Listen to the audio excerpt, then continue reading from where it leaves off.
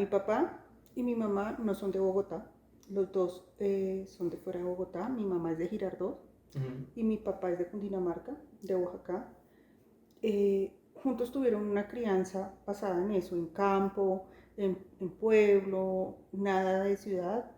La educación fue básica, ellos llegaron escasamente y terminaron su bachillerato. Mi papá un poco, mi mamá unos años más. En esa época no todos terminaban hasta como nosotros sexto, creo que mi mamá hizo como hasta tercero o cuarto bachillerato, mi papá 1 o 2 años menos. Se conocieron y pues nada, se casaron y juntos se vinieron a Bogotá a experimentar qué era la capital y cómo salir adelante dentro de la capital.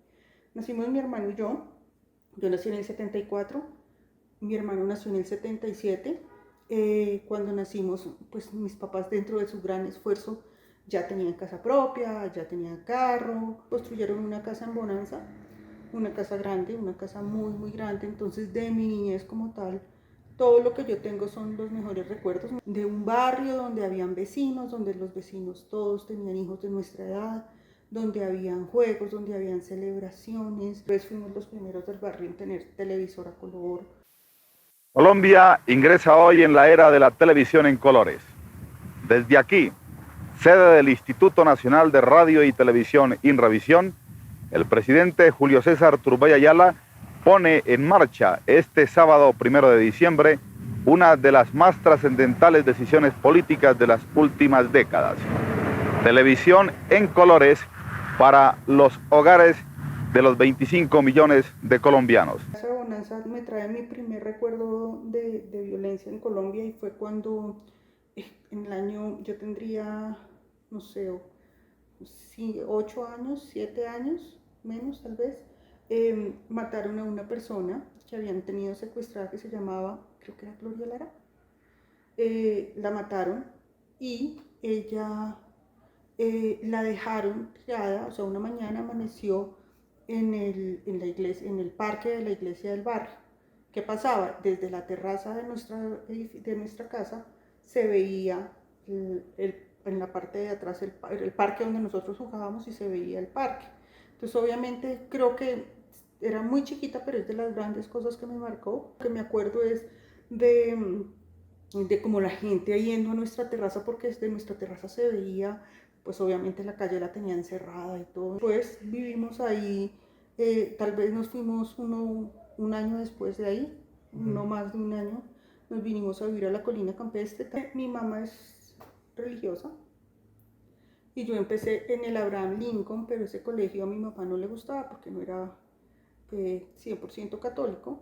Entonces me pasaron a un colegio de monjas, entré al Sagrado Corazón de Jesús. Cuando me pasaron a ese colegio de monjas, viviendo en la colina, para mí era un tema súper complicado porque yo creo que era la primera que me recogía la ruta del colegio y la última que me dejaba. O sea, yo me tenía que levantar muy, muy temprano. Mi papá me tenía que llevar el carro como o sea, ponle que nosotros vivíamos en la 134, 138 y me tenían que llevar hasta la 127 para yo poder tomar el bus del colegio. Y por las tardes cuando llegaba, entonces la niña que nos ayudaba en la casa tenía que coger una buseta e ir hasta la 127 a esperarme que yo llegara del colegio y venirnos en buseta hasta la casa. Entonces era todo un paseo, o sea, yo llegaba agotada a mi casa. Cuando mataron a Lara Bonilla, que fue en la 127, como abajito de la autopista, pues claro, obviamente nos fuimos de Bonanza, donde uno decía, pues para un sector un poco más tranquilo, más relajado, y creo que no había pasado tal vez un año, año y medio entre una cosa y la otra, y fue la muerte de Lara Bonilla. Entonces obviamente violencia nuevamente, súper cerquita, yo ya más consciente de las cosas, el bus del colegio, todos los días pasar por ahí, por donde lo habían matado, que ya ahí empecé a entender que esto era violencia y que vivía en un país donde estaban matando gente y que me asustaba.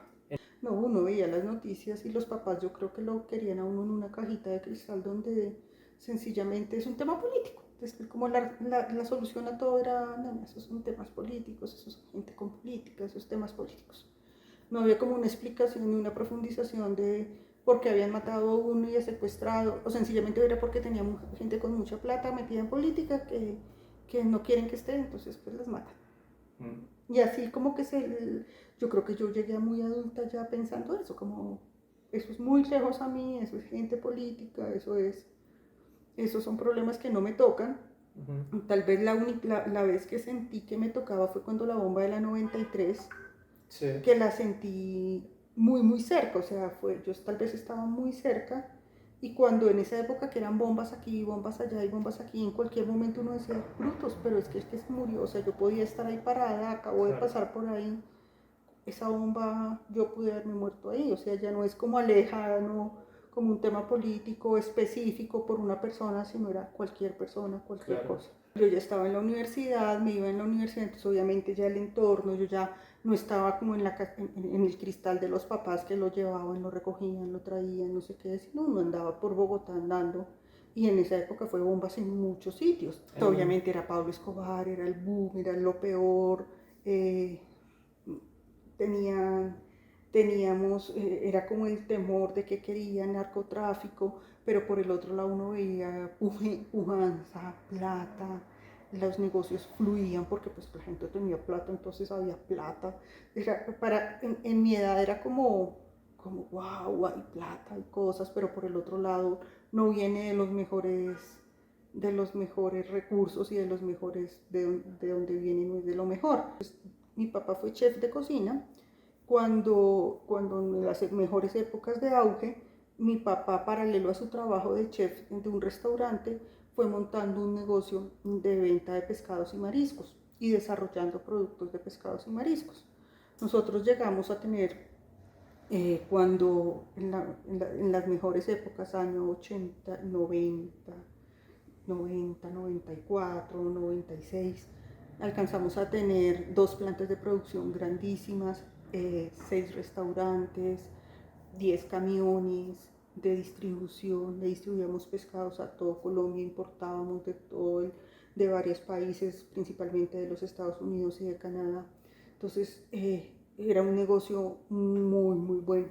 ¿Qué pasó con la crisis del 98? Que fue una crisis realmente inmobiliaria. Con ese crecimiento, cuando uno estaba creciendo, el crecimiento se hizo con los recursos propios y comprando bienes, pero los bienes se compraban con créditos.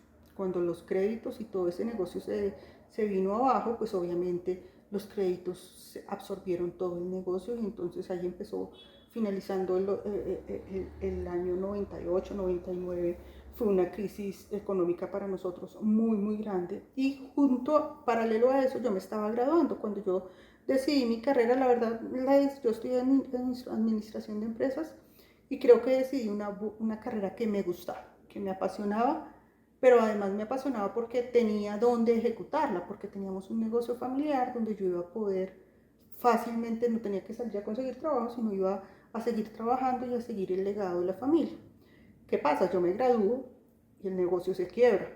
Entonces, a mí lo que me tocó de la evolución del negocio, del aprendizaje, mi primer gran experiencia como profesional no fue crear empresa, hacer crecer empresa, fortalecer una empresa, sino fue hacer todo el proceso de quiebra de una empresa, todo el proceso ante juzgados, todo el proceso ante bancos, todos los embargos, todo eso fue muy, muy difícil. Cuando yo termino ese proceso, yo digo, yo no quiero nunca en mi vida quiero ser emprendedora, nunca quiero tener una empresa, porque yo veía el sufrimiento de mis papás de tener empleados, de no tener cómo cubrir los recursos de los empleados, el tener los bancos encima, el tener los acreedores encima. Yo ese día como que mi vida cambió y dije, yo soy administradora de empresas, pero yo no quiero nunca ser empresaria, yo quiero ser empleada. Y la vida me volvió eso, me volvió empleada, llevo 20 años como empleada, y la verdad hoy me siento tranquila. Creo que fue una decisión que tomé en su momento por ese conocimiento, y hoy me genera la tranquilidad de vida que tengo, ser empleada.